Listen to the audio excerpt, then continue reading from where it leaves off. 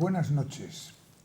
Hace días se presentó en el Ateneo un libro realmente original y que además nos trae al presente la figura de Francisco Cubría, escritor costumbrista que nació precisamente en el filo del siglo XX, en el año 1900, y que este libro, como digo, nos lo trae al presente. Es un libro que se titula Flores, paisajes y gatos sin alas y que ha sido editado por el Servicio de Publicaciones de la Universidad de Cantabria.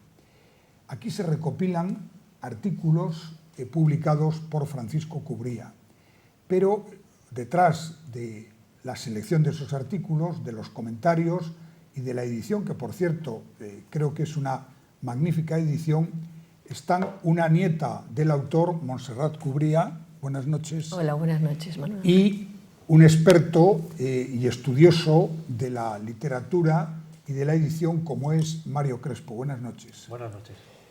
Bueno, un título muy original: Flores, paisajes y gatos sin alas. ¿Qué son los gatos sin alas? Pues Los gatos sin alas, bueno, es el título de uno de los artículos. En realidad es un poco una clasificación muy personal que yo hice de esta selección de artículos. Uno es evidente, que es el de Flores. Francisco Cubría fue un excelente, expertísimo jardinero, apasionadísimo de flores, entendía muchísimo y las cultivaba personalmente, y entonces pues hay una serie de artículos que son eso, dedicados a las flores. Después los paisajes, y Gatos sin alas son una serie de artículos un poco que yo he definido en el prólogo, un poco casi como surrealistas, en el que él da vida a personajes inanimados, como pueden ser eso, Febrero, o unos gatos que tenían alas en un momento dado de la historia de la biología y después pues él ha descubierto el por qué dejaron de tener alas, y esos son relatos muy divertidos.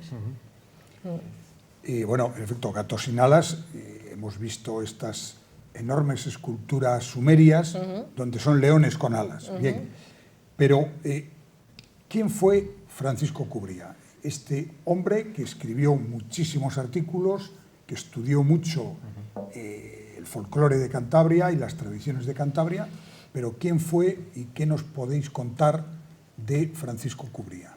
Bueno, Francisco Cubría es un escritor costumbrista, entre otras de sus facetas. Fue un recuperador, de alguna manera, de tradiciones locales. A través de su despacho como abogado, pues él se fijaba, lo mismo que su maestro, que fue Rodríguez Parés, se fijaba en las costumbres de las personas que iban, los clientes que iban a su despacho, ¿no? para tratar diversos asuntos judiciales, ¿no? Y allí tenía pues, muchos clientes que eran de diversos pueblos de Cantabria. Y entonces se fijaba mucho en en los giros lingüísticos, en los refranes, en las frases hechas y todo esto, y en algunas costumbres locales. Y gracias a eso escribió una serie de obras, entre otras la serie sobre Juana Inel, por ejemplo, que en su época, en los años 30, 40, pues tuvieron pues, bastante predicamento, ¿no? En el ámbito editorial de Cantabria. Aparte de como abogado, también fue un hombre con una faceta pública muy notable, es decir, fue presidente del Ateneo, como sabes, en dos etapas comprometidas, además de la historia del Ateneo. Un hombre de un talante muy conciliador, muy discreto, que concitaba diferentes estímulos en torno a proyectos comunes, ¿no? Y que además tuvo una faceta, creo que trágicamente perdida, que fue la de fotógrafo. Fue un gran defensor del patrimonio cultural y paisajístico de lo que entonces era la montaña. La lástima es que su archivo fotográfico se perdiera con el incendio de Santander, ¿no? Pero realmente fue un hombre enciclopédico, un hombre con muchos intereses, que yo creo que ha pasado la historia de la literatura de Cantabria como costumbrista, pero que gracias a esta edición y gracias al trabajo de Montserrat, yo creo que pues se reivindica también como escritor más lírico, más intimista, si se quiere, con estos artículos más apegados de alguna manera a su vida más personal y a su vida en el jardín de Pámanes, ¿no? En su casa de Pámanes. En este libro, Montserrat, tú haces, en la introducción que está escrita por ti, un canto a esa casa de Pámanes. ¿Cuál es esa vinculación de tu abuelo y, lógicamente, luego de tu padre y de ti misma con Pámanes? Bueno, pues Pámanes es la localidad natal de Francisco Cubría. Fue mi bisabuelo Ventura era oriundo de allí y entonces pues emigró a Cuba, como muchísimos otros montañeses de la época, y cuando regresó pues construyó la casa que no es en la que vivo yo y de la que hablo, sino que la que llamamos la Casa Grande, y donde Francisco Cubría pues, creció, tuvo su infancia allí y después, en cuanto podía, se escapaba de Santander, desde Santander a Pámanes, incluso en bicicleta.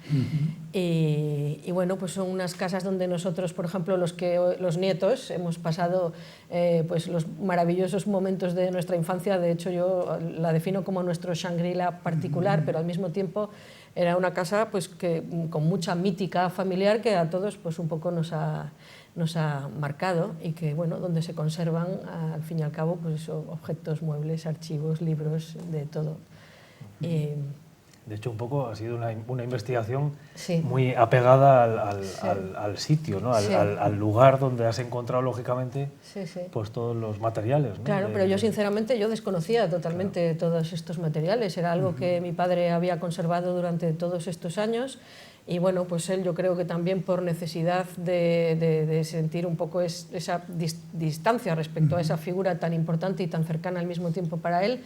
Es verdad que él ha siempre favorecido a quien haya querido investigar sobre la figura de Francisco Cubría y siempre ha puesto a disposición de quien quiera hacerlo, y lo seguiremos haciendo, todos estos materiales, pero él ha sido un excelente custodio hasta que, bueno, pues yo me he puesto allí a revolver y me he encontrado con estas gratas sorpresas de que yo, como nieta, pues lo que sabía era que él había escrito estos temas costumbristas, y los artículos, que sí es verdad que yo los leía de niña, lo cuento en el prólogo, me gustaban mucho, algunos los tengo grabados en la memoria desde entonces.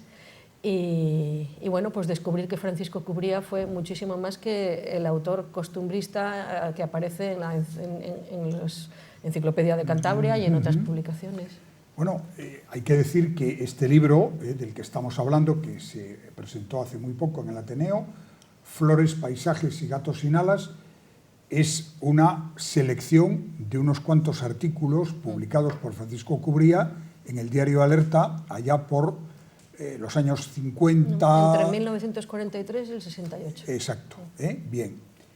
Pero intuyo, y tú me lo vas a corroborar, Montserrat, que hay muchísimo más material. Muchísimo. Y mi pregunta es, y también va dirigida, lógicamente, a Mario Crespo, ¿se está pensando en una edición, digamos, de las obras completas de Cubría, de recopilar todo ese material, ordenarlo y publicarlo? Bueno, no lo sé, Mario. Lo que hay que hacer es una labor, al menos, de organización de lo que hay, porque yo lo que conozco, lógicamente tú conoces mucho más del archivo familiar, pero hay mucho material que no estaba destinado seguramente a la publicación, manuscritos, que a lo mejor eran solamente proyectos, pero hay otras obras, incluso obras de teatro, con las cuales, que incluso algunas se estrenó en el Teatro Pereda y tal. Es decir, sí que sería un proyecto realmente interesante, o por lo menos, si no la obra completa, por lo menos una buena selección de sus escritos, tanto costumbristas, que creo que siguen teniendo interés, como los artículos de prensa y obras de teatro, algo de poesía también.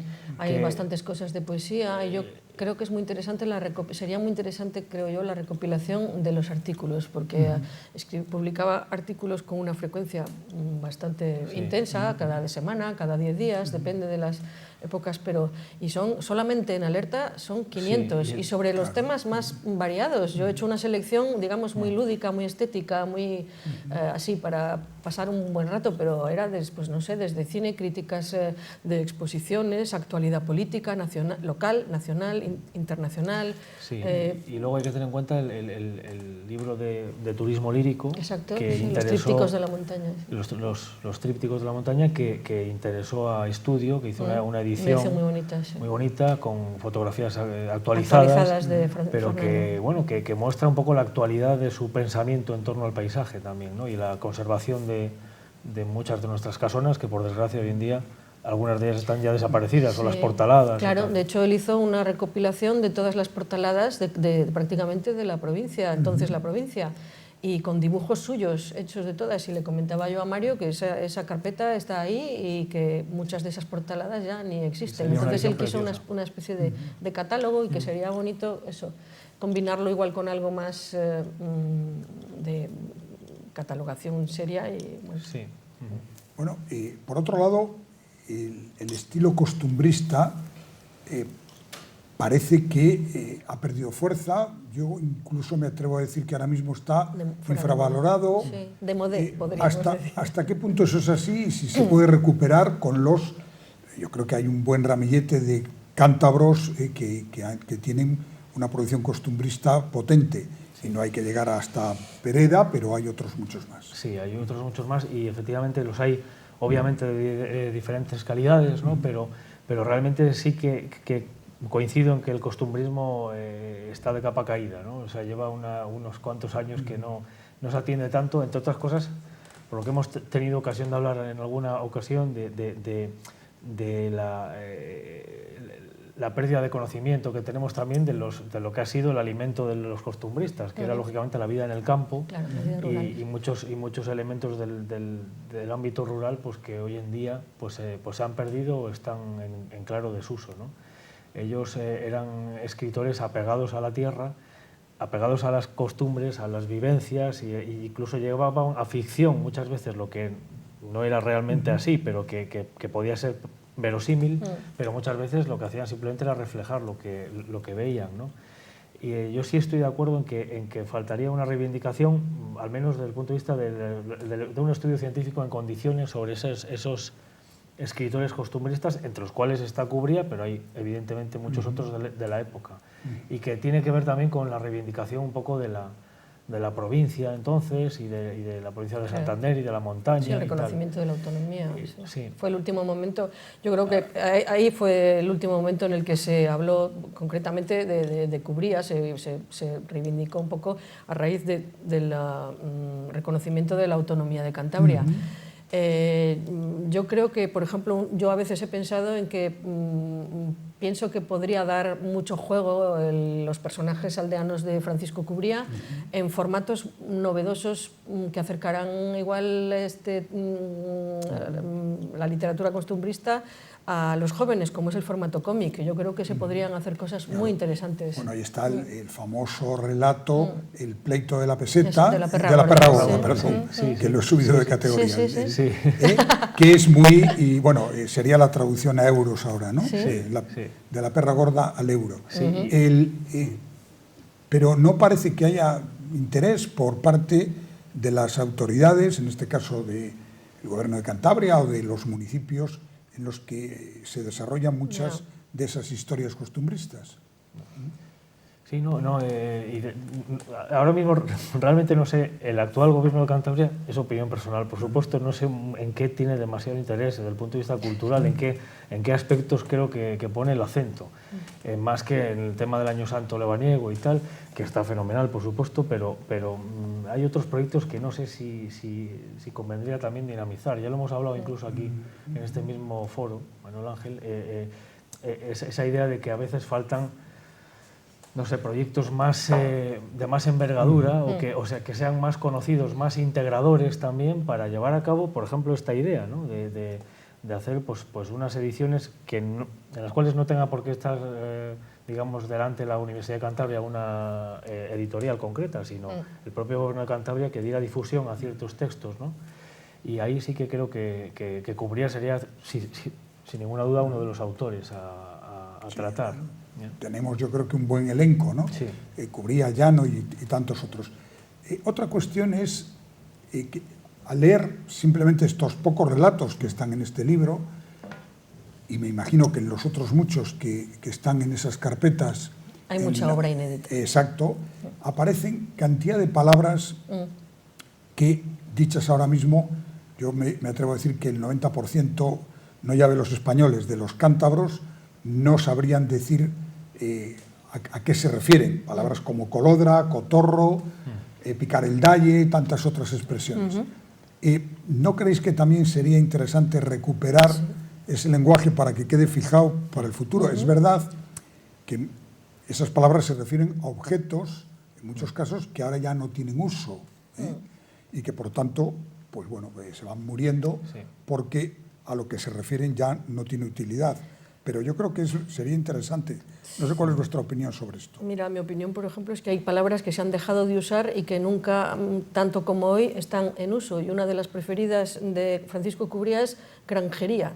Hoy estamos rodeados de granjerías por todas partes. Podrían ser usadas perfectamente. Perfectamente, y más ajustadas a la realidad de cada cada día. Bueno, día. yo creo que el lenguaje también es algo vivo, como es lógico, el idioma es algo completamente vivo y refleja lo que has comentado, el uso y las costumbres de la sociedad, ¿no? Al fin y al cabo, ciertamente nuestros jóvenes están pues en otra película, completamente distinta, ¿no? Incluso en los pueblos, en sitios donde seguramente estas palabras son mucho más familiares, ¿no? Sí, claro. Es complicado, desde luego, el tema. Sí que es cierto que por ejemplo, Adolfo Baqué y algunos otros recientemente han recopilado las palabras montañesas o las palabras más apegadas a los montañesismos o más próximas a los montañesismos y tal.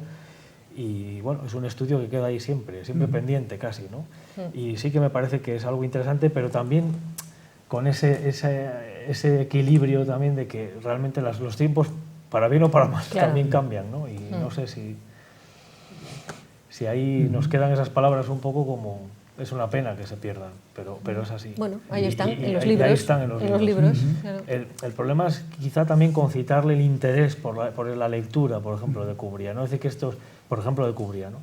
Que estos artículos fueran leídos, que fueran divulgados de alguna manera también y que... Y el ámbito donde yo creo que hay que potenciar eso es en la escuela. Como es la evidente. idea que decíamos Serrat de hacer unos cómics con algunos de los relatos costumbristas, etc. Otra cuestión, Cubría fue uno de los miembros de una famosa tertulia que se llamó la tertulia de los 14, o la tertulia del soneto, en referencia a los 14 versos que tiene un soneto y que eran 14 miembros. Bueno, hoy en día las tertulias también prácticamente han desaparecido. El cambio de los tiempos, las comunicaciones más fáciles entre las personas. Yo creo que el que haya menos tiempo o que haya más divertimento en el entorno, pero ¿cuál es vuestra opinión sobre aquellas tertulias, concretamente esta del soneto, que se hacía en la redacción del Diario Montañés? Sí. A partir de las 7 de la tarde, los miércoles. Sí, exacto. O otro tipo de modelo más modernizado de las tertulias. Pues yo creo que sería muy bonito poder recuperarlo. En su momento fueron muy importantes porque es verdad que daban un movimiento a la vida cultural importantísimo y daban sus frutos. Sí, y de hecho en Cantabria, en esos años, los años 40, 50, 60, hubo una serie de tertulias que fueron muy fructíferas. Claro. La del soneto, sin duda, la del Saloncillo Alerta, la del Bahía también. O sea, había unas cuantas donde había gente interesante que departía sobre un montón de temas y que tenían, no sé, que reunían diferentes proyectos también, ¿no? No solamente era hablar, sino que de ahí salían pues, proyectos interesantes. Ahora mismo la conversación quizá es complemento de otras cosas, ¿no? O sea, nos juntamos para hablar muy puntualmente y tenemos los móviles y entonces hacemos un grupo de WhatsApp y en ese grupo de WhatsApp que es la tertulia nueva. Pero es otra cosa muy distinta. Muy distinta, sí. Claro que sí. Bien, volvemos ya para finalizar a este libro, Flores, Paisajes y Gatos sin Alas, que ha publicado la Universidad de Cantabria. Y en una colección que además que se llama Itinerarios. Este proyecto de Itinerarios, Mario, tú que estás más al tanto de esta publicación, ¿cómo está ahora? ¿Qué proyectos tiene? Pues el proyecto de itinerarios intenta trazar un viaje real, un viaje físico, un viaje psíquico de un escritor hacia algún sitio y proponer una lectura, digamos, novedosa, en ocasiones casi inédita o inaudita al lector, ¿no? Ahora mismo, bueno, hemos publicado ya varios títulos, este es el número 12, hemos publicado pues, títulos muy variados, por ejemplo, Gerardo de Alvear, Enrique Menéndez Pelayo, Jacinta Gil, que fue novia de José Luis Hidalgo en Valencia, o sea, unos títulos realmente interesantes, con textos poco conocidos. Y lo próximo que tenemos es una recopilación de artículos sobre viajes de Concha Espina y las cartas de Fray Miguel de Santander, que fue un ilustrado cántabro, muy poco conocido, pero que tiene unas cartas realmente interesantes, de principios del 19, finales del 18, principios del 19. Y eso es lo que tenemos entre manos ahora mismo. O sea, textos muy variados, pero creo que tienen interés para el lector en un formato, yo creo que muy atractivo y manejable, ¿no? Bueno, Montserrat, si tú tuvieras que recomendar la lectura de la obra, y en este caso de este libro concreto, de tu abuelo, ¿qué le dirías a las personas que desconocen la obra de Francisco Cubría para que se puedan acercar a ella y que pueden encontrar interesante en la prosa de Cubría? Bueno, pues se pueden llevar la grata sorpresa de que es una prosa muy, muy leíble, muy accesible, al mismo tiempo muy agradable, o sea, son pequeños artículos que uno puede, es un libro para tener ahí así, como a mano, en un momento dado, incluso 5 minutos, lees un artículo y como que son como reconfortantes, ¿no? Habla mucho de eso, del paisaje, del entorno, de jardines, de flores y con un punto también humorístico y es, bueno, pues incluso hasta un librito muy chulo para regalar, yo creo.